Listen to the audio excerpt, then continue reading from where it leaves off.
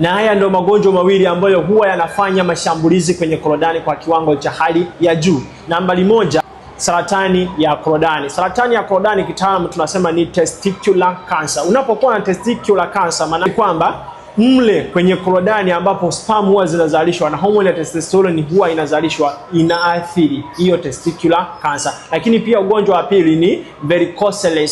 Unapokuwa na varicocele, maana yake ni kwamba ile mishipa midogo midogo iliyopo ndani ya korodani huwa inaathiriwa, na hiyo mishipa ndio hufanya kazi ya kupeleka damu kwenye korodani ili sperm ziweze kuzalishwa, lakini pia hormone ya testosterone iweze kuzalishwa kwa kiwango cha hali ya juu, mwanaume awe na nguvu na kulimudu vizuri tendo la ndoa. Kama unahisi korodani yako haiko sawa, labda ina hydroceles, ina uvimbe maji, ina orchitis, imevimba ndani kwa ndani, au ni nzito kuliko kawaida, ina varicocele, yani una ile mishipa midogo midogo ya damu ndani ya korodani imevimba, lakini pia labda unahisi una prostate cancer, una testicular cancer. Yapo magonjwa mengi ambayo yanashambulia korodani. Usisahau kufanya uchunguzi au nenda kwa mtaalamu akaangalie namna gani korodani yako be affected. Korodani ndio kiwanda cha kuzalisha sperm na korodani ndio kiwanda cha kuzalisha hormone ya testosterone. Kwa hiyo mwanaume, usipuuzie kabisa unapokuwa unaona korodani yako haiko salama.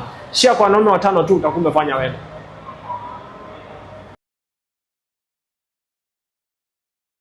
Na haya ndio magonjwa mawili ambayo huwa yanafanya mashambulizi kwenye korodani kwa kiwango cha hali ya juu. Nambari moja, saratani ya korodani. Saratani ya korodani kitaalamu tunasema ni testicular cancer. Unapokuwa na testicular cancer, maana kwamba mle kwenye korodani ambapo sperm huwa zinazalishwa na hormone ya testosterone huwa inazalishwa, inaathiri hiyo testicular cancer. Lakini pia ugonjwa wa pili ni varicocele.